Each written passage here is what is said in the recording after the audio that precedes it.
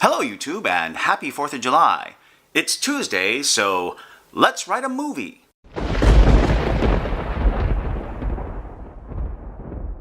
So I've been writing movies for 15, 20 years. Eesh. And in that time, I've written for a lot of different producers, a lot of different companies, and myself.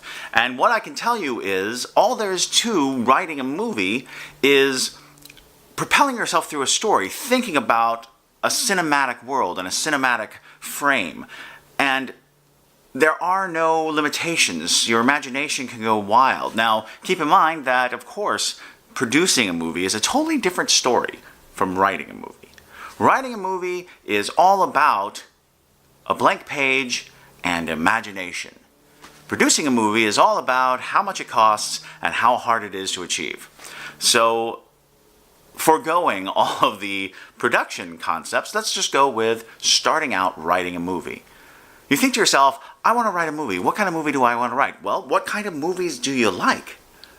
People always say, write what you know, but I think it's more, write what you want to see. Write what you want to read. We all know things innately as human beings, and we can use those as the platform of our stories.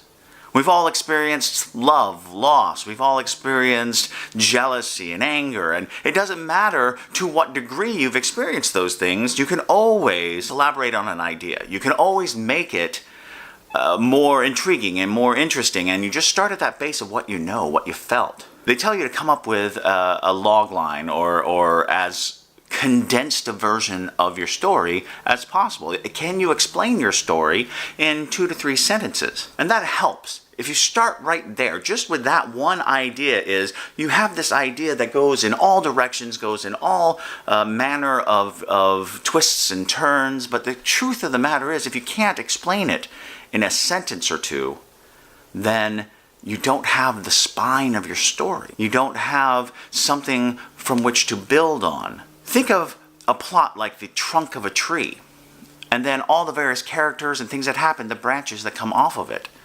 You really need that trunk, and you really need it to be solid, especially if you're going to go with gigantic limbs that weigh down the entire thing.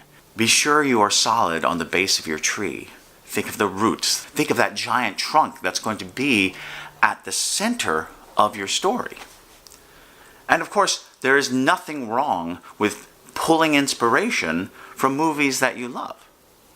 So today, The Savage Brushstroke is going to be a movie that I love and how it influences me when I write. So I always go with my first great addiction in life, which was Star Wars.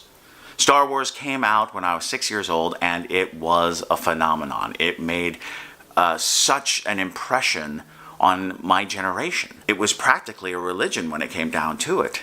And there was something in Star Wars that just shot right into the heart of my generation and me. I'll stop speaking on behalf of my generation, and I'll just say it shot right to my heart. And it would be years before anyone broke it down for me, or before I could actually do the research to understand that there was a story that is in our blood. A story that we respond to and understand because it is a universal story. It is a hero that we were introduced to time and time again, a villain that we felt and understood.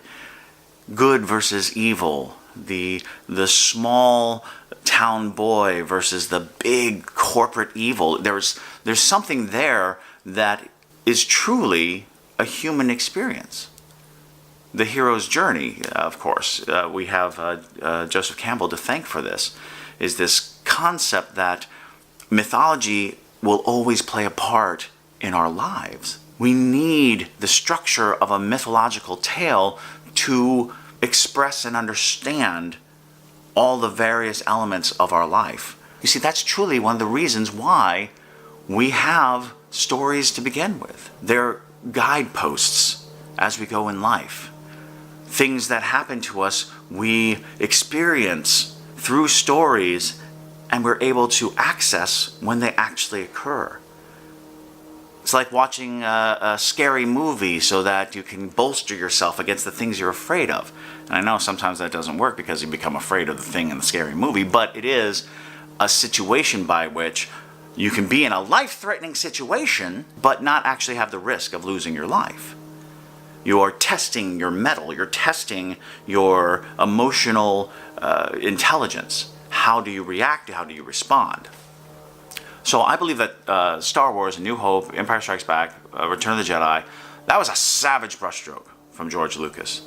That was him creating a mythology, putting out an idea that truly encapsulated a very human experience. An experience of growth, of journey, an experience of conflict. And whenever I write a story, I think in the three-act structure of Star Wars A New Hope. This call to action, this hero who is in their environment and understand the world around them, and then the beckoning call to go out and have this grand adventure, the pull for it. And what was the call? How do I call my character to action? What is it that the character must actually encounter to push the character out of the environment that he's already in or she's already in? What I'm going to do is I am going to write 10 pages a week of a screenplay, and we'll talk about the journey of this project and how we're going about it, and what the story is and how it moves. And so today I'll just briefly touch upon my trunk, the spine of the story. It's called 10 to 1. 10 to 1 is a story about 10 former government assassins from governments all around the world who are hired to kill one another.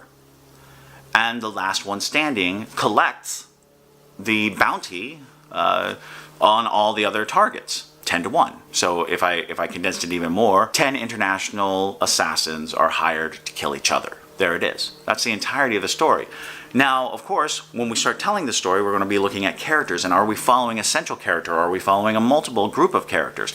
And in my original concept of this, and we'll see how it works out as we write, my initial concept of this was that each of these characters are the stars of their own movie, which means that they each have elements following them. So when we're watching one person's story, it's shot completely different. It's as if a different director is actually following them. So you have like the Hong Kong action look and feel, and then you have the gritty, shaky cam, Jason Bourne feel, and then you have a wide, cinematic, almost Western feel. And that gives each of the characters a cinematic mark.